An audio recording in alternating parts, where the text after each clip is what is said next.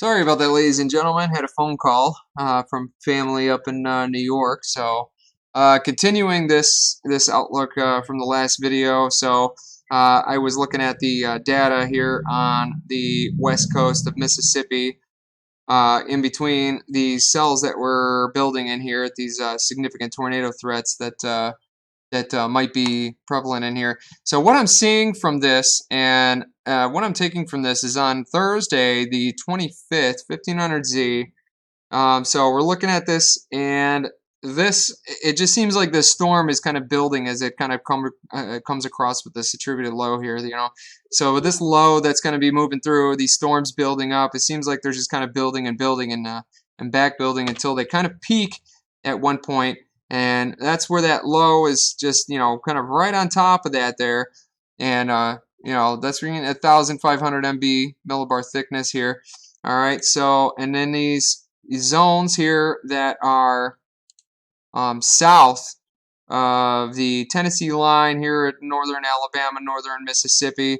And this is going to be our area where the atmospherics, I think, are going to be the most supportive for supercell development and storm development down here.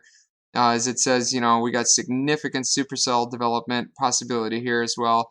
Particularly dangerous situation, tornado risk, and some pretty sizable tornadoes that are going to be possible throughout these regions. Right now, this is mid Mississippi, all the way stretching down to the eastern portion of Louisiana. All right, and that's kind of what we're looking at here. This, in these dark green regions here. Okay. So those are going to be the supporting areas the most for tornadoes. So this is 18Z that we're looking at. This is probably going to be the 0 hour right here. This is going to be the time frame of when it's probably going to be the most supportive. And then it starts to move eastward into Alabama. So we're looking at mid Alabama here now. And okay, so we still got the tornado risk, but you notice it starts to kind of break up and go down a little bit. All right, in some of these areas we're looking at that green, still have the tornado threat and the tornado possibility. So looking down here, right on the Florida Panhandle, right at the south here of Alabama, this little area right here, as it kind of develops and starts moving north-northeastward, you're going to have a little bit more of a significant tornado threat here because the atmospherics are going to be more supportive of it in that region. Then we continue on through the frames here, and that starts to break up as it moves north-northeast. Still a little bit moderate tornado threat. Then we look in the middle, marginal tornado threat. You know what I mean? Looking in the middle of Alabama as this kind of, treks into Georgia, into North Georgia here. Let's take a look at North or Mid Georgia, around that area. Still have a little bit marginal tornado threat as we kind of go in there as well. All right, yep, still there. Okay, so it just seems like it kind of sustains until it moves a little bit further to the east as it continue on. You know what I mean? Then that atmosphere is just a little bit, sitting there with that moderate destabilization. So it could be a possibility for some of the tornado threats that are going to move there. This does not mean that we're definitely going to have, embedded tornadoes in these lines. It doesn't mean that it's going to drop, 25 tornadoes that day. I mean, I'm sure that there is going to be tornadoes, throughout the southeast on the 25th going into the 26th. There may be a couple here and there. Some of them might be significant, but it doesn't look the instability in this system isn't as impressive or as promising to me as even our last system was. Some of that from our last system was looking pretty ugly, and then you look what happened, and it didn't seem to be as impressive as some of the meteorologists in the meteorology community were anticipating. Even though it was pretty significant with the tornadoes that we did get in Alabama, some of which in Mississippi and some other places as well as it moved to the East Coast. There was 2 or 3 tornadoes going through South Carolina and North Carolina and those areas there. I think there was one in Georgia, in somewhere in southern Georgia. But from what I could see, they weren't extremely large tornadoes, which any tornado is dangerous, but it wasn't, like these were, booming tornadoes that were extremely dangerous. You know what I mean? It wasn't on that high end.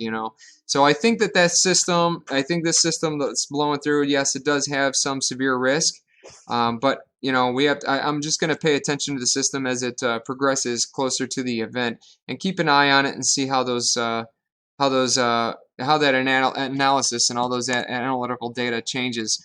But right now, you know what I mean, I would say around mid Mississippi to lower Mississippi, that eastern portion of Louisiana right here, and then moving up into the southern and mid Alabama. That's probably the area right there where I'm looking the most at the severe weather. And then as it goes further east, looking at mid to northern Georgia right here, you know what I mean? It looks like the atmospherics are going to be supportive of tornadoes in these regions as well. Doesn't necessarily mean that we're going to have tornadoes in these regions of mid to northern Georgia. And then as that kind of blows further to the east coast, still some tornado risk along the east coast as well. But I think that it's going to start. Dissipating and kind of weakening, where you're getting that build and that weaken, disturbances in the wind field down at the surface level. And I think that's going to limit, for the most part, the organization on the surface level, which is going to keep that surface rotation from really happening and really building. And that might be the case for mid to northern Georgia, which a lot of times that it is. You know what I mean? Where you're getting these disturbances in the wind, especially with the updraft, attributed to the updraft in northern Georgia and mid-Georgia here. And even southern Georgia at sometimes, even with the heat advection and the moisture coming in with the wind shear and that upper level trough that's going through there. Sometimes you have these disturbances on the surface level of that updraft wind field. And that in itself can keep tornadoes from actually dropping and starting to rotate on the surface. Might still have that mid-level rotation, which that in itself is enough for the National Weather Service to issue tornado warnings and definitely tornado watches. So I'm just going to keep an eye on this system. I'll have to make more videos updating you guys on the data and what is going on with it.